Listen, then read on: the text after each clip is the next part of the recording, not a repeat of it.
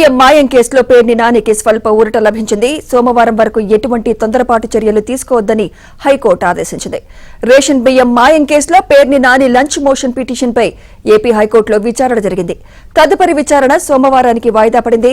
Ration బియ్యం మాయం కేసులో పేర్ని నానిని A6 గా చేర్చారు పోలీసులు.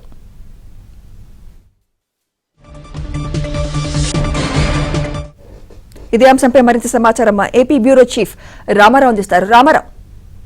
సుమిత్ర, రేషన్ బియ్యం మాయం కేసులో 6వ నిందితుడిగా ఉన్న మాజీ మంత్రి పేర్ని నానికి హైకోర్టులో స్వల్ప ఊరట లభించింది. పేర్ని నానిని 6వ నిందితుడిగా FIR లో చేర్చిన వెంటనే ఆయన హైకోర్టులో ఈ రోజు ఉదయం ముందస్తు బెయిల్ కోసం లంచ్ మోషన్ పిటిషన్ మూవ్ చేశారు. లంచ్ మోషన్ పిటిషన్ హైకోర్టు అనుమతించింది. ఈ రోజు మధ్యాహ్నం 2:30కి విచారణ ప్రారంభమైన వెంటనే విచారణ ప్రారంభంలోనే పేర్ని నాని తరపు న్యాయవాదులు నిన్ననే 70 మంది పోలీసులు వచ్చారని ఆయన్ని అరెస్ట్ చేసేందుకు, అందువలన ఆయనకి ముందస్తు బెయిల్ ఇవ్వాలని, ఈ కేసులో తనకు ఎటువంటి సంబంధం లేదని, ఆయన సతీమణి పేరుపై ఆ గోడౌన్ ఉంది అని చెప్పి వాదించారు. ఇదే సమయంలో ప్రభుత్వ న్యాయవాది తమకు ఇప్పుడే ఈ కేసు విచారణకు రావడంతో తమకు ప్రభుత్వం నుంచి ఇన్స్ట్రక్షన్స్ తీసుకునేందుకు సోమవారం వాయిదా వేయాలి అని చెప్పి పీపీ అభ్యర్థించారు.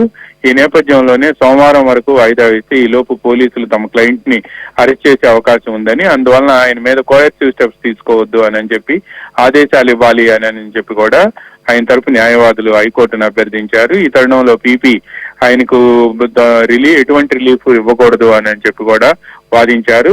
అయితే కోర్టు ఇరు వర్గాల వాదన అనంతరం కేసు విచారణను సోమవారానికి వాయిదా వేస్తూ ఈలోపు పేర్ని నానిపై ఎటువంటి తొందరపాటు చర్యలు తీసుకోవద్దు అని చెప్పి ఆదేశాలు ఇచ్చింది. సోమవారం కేసు విచారణ పునఃప్రారంభం కానుంది. సుమిత్ర. రామారావు.